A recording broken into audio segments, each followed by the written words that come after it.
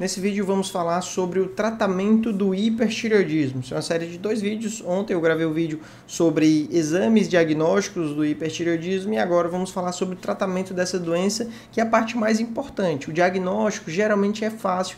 Eu, como já tenho muitos vídeos aqui no YouTube, às vezes eu pego pessoas, até pacientes meus, ou mesmo nos comentários, que descobriram que o caso dela era hipertireoidismo, que ela colocou lá no Google o sintoma, aí apareceu um vídeo meu e ela descobriu que estava em hipertireoidismo. Mas o tratamento é que é a chave, né? Você precisa ter as orientações corretas para conseguir se livrar desse problema, e o ideal é que não fique muitos anos brigando com o hipertireoidismo não, porque ele pode trazer efeitos colaterais graves. O hipertireoidismo não conduzido, tanto a tireoide pode se tornar cada vez maior, como esse excesso de hormônio tireoidiano pode causar osteoporose, pode causar arritmias no coração, como a fibrilação atrial de maneira irreversível, pode causar efeitos psicológicos, psiquiátricos, como ansiedade, depressão, causa perda de massa muscular, causa perda de massa óssea, então não é algo interessante para se manter no longo prazo. Muitos pacientes que eu acompanho que, ao sair de vez do hipertireoidismo, passarem para o hipotireoidismo, que é bem mais fácil de conduzir, a pessoa percebe uma melhora considerável na qualidade de vida. Existem certos sintomas que são muito sutis, às vezes a pessoa não consegue nem descrever que está sentindo e passa a ter uma qualidade de vida ruim por conta desse problema. E só quando ela sai de vez desse hipertireoidismo é que ela percebe que melhorou bastante. Então busque o seu tratamento, vá atrás, e aqui o objetivo desse vídeo não é ensinar ninguém ou não é indicar que você se automedique, mas sim que você busque ajuda, e é mais para entender o tratamento desse próprio problema, tá? Não é para substituir tratamento algum, tá? Então, começando com a definição, né? Hipertireoidismo é o excesso de hormônio da tireoide. O excesso de hormônio ele pode ser causado, por exemplo, em quem trata hipotireoidismo e está usando uma dose mais alta do que precisa. Então, nesses casos é fácil tratar, é só reduzir a dose. O objetivo aqui desse vídeo não é para esses casos que têm, na verdade, hipotireoidismo, mas sim para os pacientes que têm hipertireoidismo, né? Então, os pacientes que têm hipertireoidismo, eles têm sintomas bem intensos que, em geral, quando o tratamento está adequado, esses sintomas desaparecem. Então, se ainda não desapareceram sintomas como emagrecimento rápido, a pessoa continua perdendo peso, continua tendo tremores, continua tendo palpitações e ansiedade, significa que não está adequado e que precisa ajustar o tratamento. Outro ponto em relação ao emagrecimento rápido, é curioso, quando o paciente começa o tratamento, a pessoa começa a recuperar. Os quilos que ela perdeu, ela começa a ganhar de volta. Então, esse ganho de peso, alguns pacientes acham que é um remédio. Ah, esse Tapazol, esse Propiltirazil está me engordando, vou parar de tomar esse remédio. E é um erro que a pessoa faz. Você não pode suspender esses remédios de doenças da tireoide baseado apenas em sintomas, porque às vezes o sintoma pode não ter nada a ver com a tireoide, e aí o que vai acontecer é que você vai ficar com dois problemas. O problema que causou o sintoma e o sintoma do problema da tireoide que vai surgir porque você parou de tomar o remédio. Então tome muito cuidado em se guiar apenas pelos sintomas. Aqui o que a gente guia a pessoa tem que estar melhorando com o tratamento do hipertireoidismo. Se não está melhorando os sintomas, provavelmente precisa de mais dose, precisa aumentar os remédios ou trocar o remédio ou acrescentar remédio, tá? Sobre o tratamento em si, né? Nós temos essas 3 opções, temos as medicações antitireoidianas, nós temos a radioiodoterapia e nós temos a cirurgia. Tirar a tireoide toda resolve de maneira definitiva o hipertireoidismo, mas não é o tratamento de cara. Você vai logo para essa opção, tanto a cirurgia é mais arriscada, como a pessoa vai ter a consequência do hipotireoidismo e talvez outras consequências da cirurgia, como alteração na voz ou queda no cálcio. São complicações que podem aparecer. Eu sou cirurgião de cabeça e pescoço, eu opero muita tireoide. E eu não gosto, eu evito ao máximo operar pacientes que têm hipertireoidismo, porque é uma cirurgia que a tireoide sangra mais, é uma cirurgia que a tireoide você vai manipulando para soltar ela, ela vai se esfacelando. Então não é uma cirurgia boa logo de cara. O ideal é tentar compensar o paciente de outras formas e evitar essa cirurgia, tá? Mas é uma opção, por exemplo, nos pacientes que têm hipertireoidismo por bócio multinodular tóxico ou por nódulo tóxico. Então, se a causa do hiper são nódulos que estão causando essa tireoide ficar, né, produzindo muito hormônio, às vezes vale a pena você ir direto para a cirurgia, porque tira os nódulos e tira o hipertireoidismo. Mas é algo avaliado caso a caso. Então, sobre o tratamento, né, já que a parte principal do tratamento são as medicações, nós temos todas essas opções aqui, sendo que a principal são as drogas antitireoidianas. São esses remédios que vão esfriar o processo, porque tanto eles diminuem a produção, eles fazem com que a tireoide produza menos hormônio, como eles afetam a conversão do T4 em T3. Então, a tireoide produz dois hormônios, 80% da produção é T4 e 20% é T3. O T3 ele é bem mais ativo, só que ele não é o que fica circulando na maior parte do tempo, é o T4.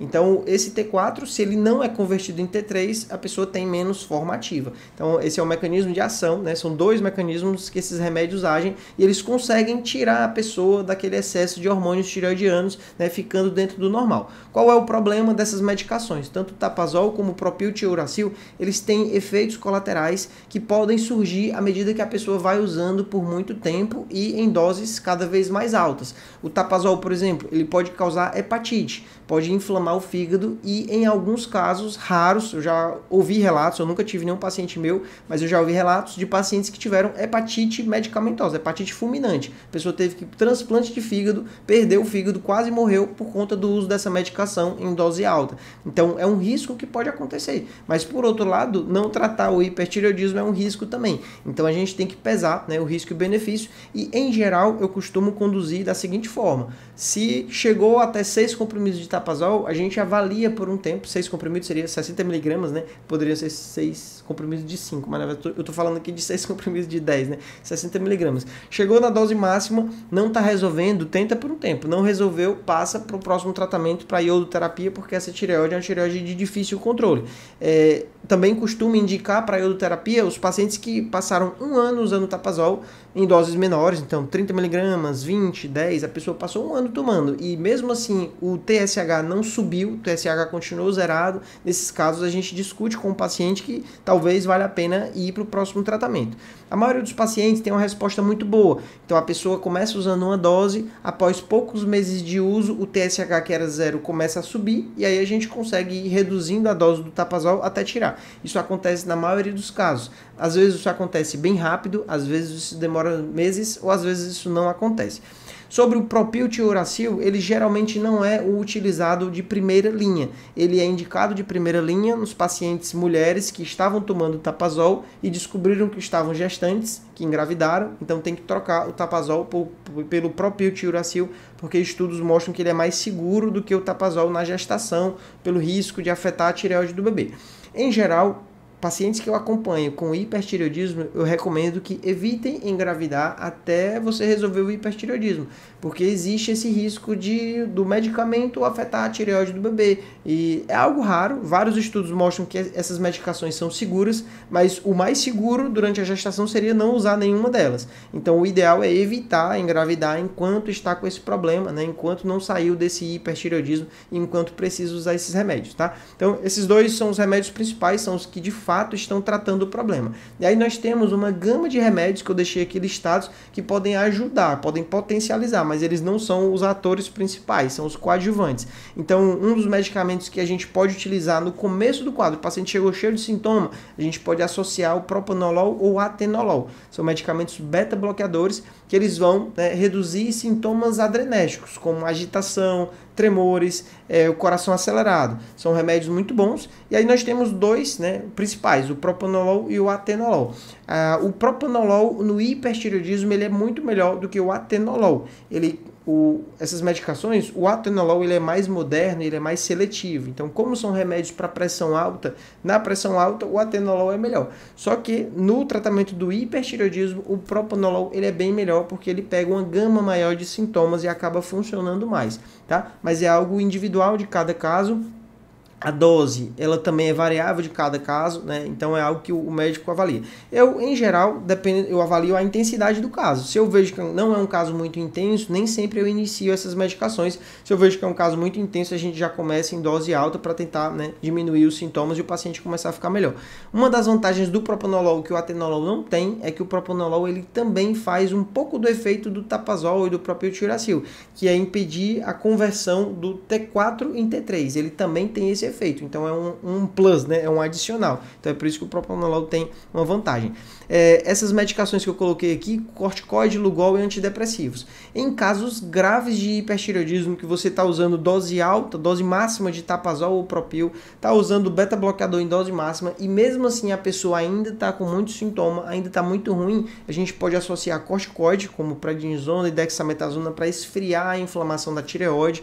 A gente pode utilizar a solução de Lugol. Então aqui no YouTube você vê diversos vídeos falando sobre o Lugol. A única indicação médica que a gente utiliza Lugol de verdade, Lugol é um remédio que ele contém 80 vezes a dose necessária de iodo, é uma hiperdosagem. Então ele só serve em duas situações: no preparo pré-operatório de pacientes que têm bócio muito volumoso, e hoje em dia a gente quase não usa isso, né, porque é perigoso manipular essa medicação, ela pode causar hipo ou hipertireoidismo, né?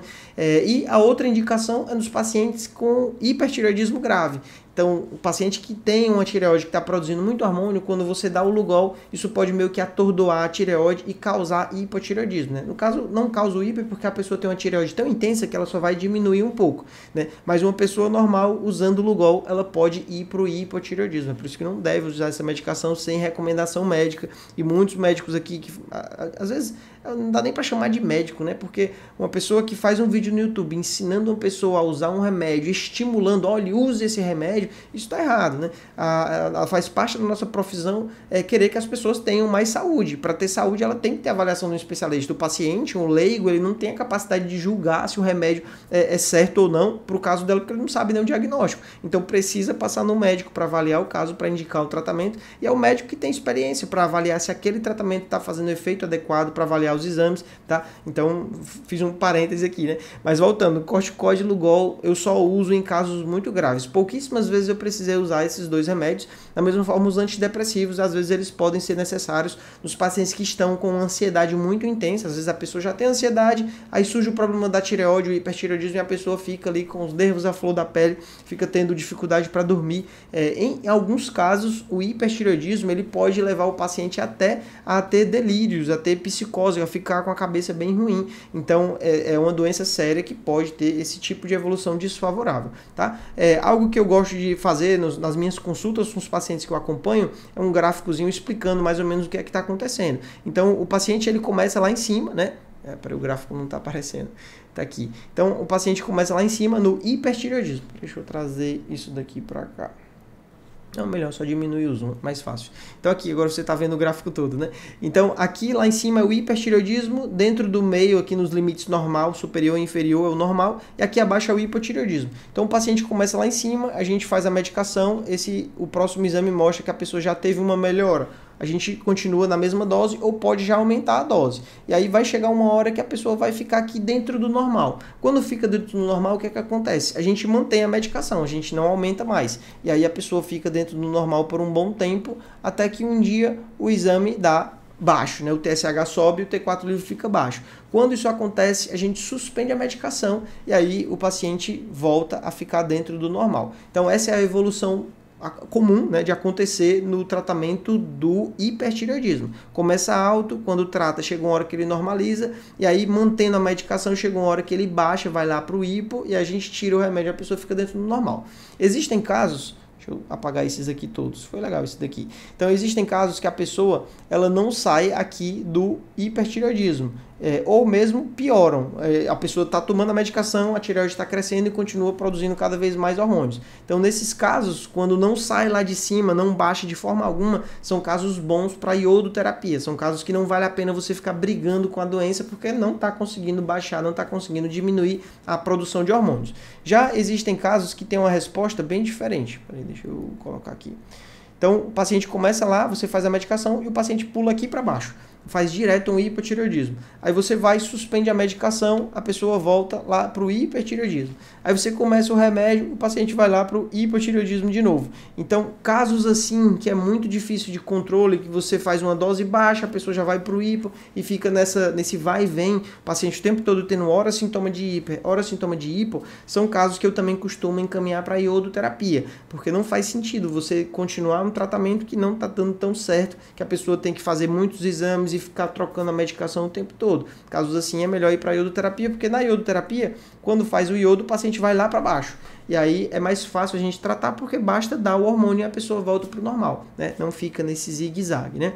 E os casos que eu encaminho para a iodoterapia também são casos em que passam anos aqui, a pessoa dentro do normal, mas não consegue tirar o tapazol. Se tirar a dose, a pessoa volta para o hiper, né? Então são esses 3 cenários, tá? Mas eu acho que é isso, pessoal. O vídeo já está ficando um pouco comprido, mas espero ter sido bem completo, né? Eu sei que aqui no YouTube ainda não fiz tantos vídeos para hipertireoidismo, então estou retomando a minha produção de vídeos esse ano. Eu espero que você me ajude aqui comentando, deixando aqui nos comentários se esse vídeo te ajudou, como é que foi a sua história com o hipertireoidismo e no tratamento, tá? E também dando dicas aí do que eu devo gravar nesse ano de 2024, quais são os conteúdos que você quer ver, tá?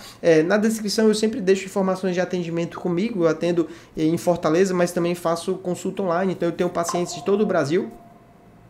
Foi isso? A bateria está acabando, então é aí que eu tenho que terminar o vídeo mesmo.